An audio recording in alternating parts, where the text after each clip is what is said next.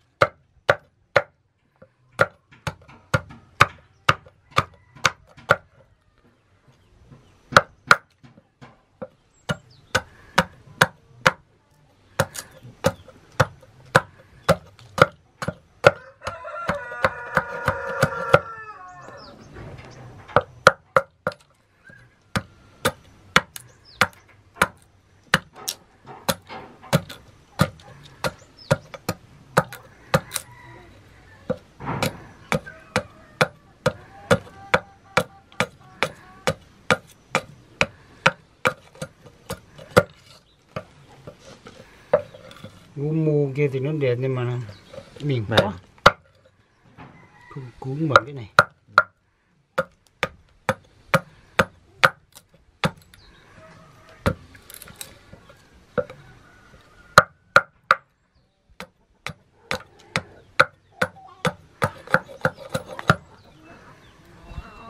Hôm qua anh tổ lên một tí cái vỏ đỏ kia nhưng mà nó cũng tuần vốn xấu quá.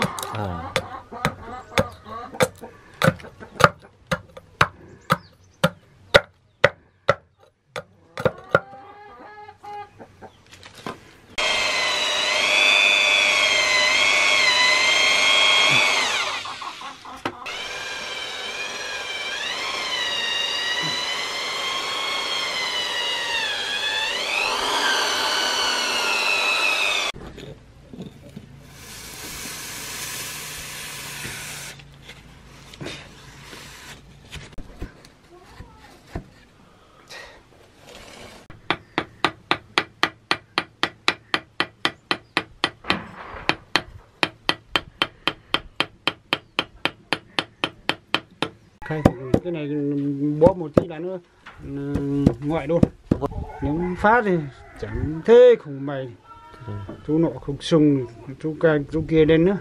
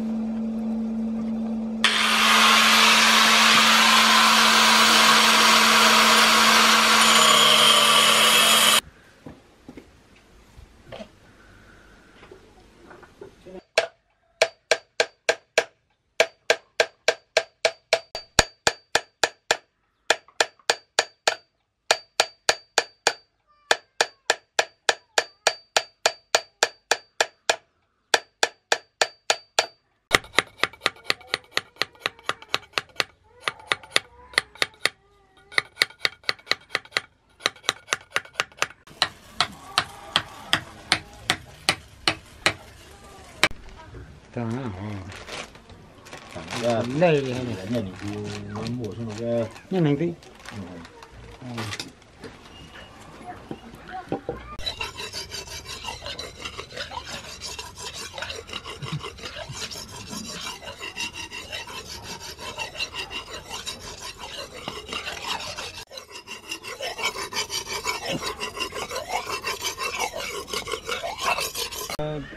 Cái tao cũng tìm một tí nữa rồi. Thế tự nhiên là thế rồi mẹ. Nhăng có. Vô đâu.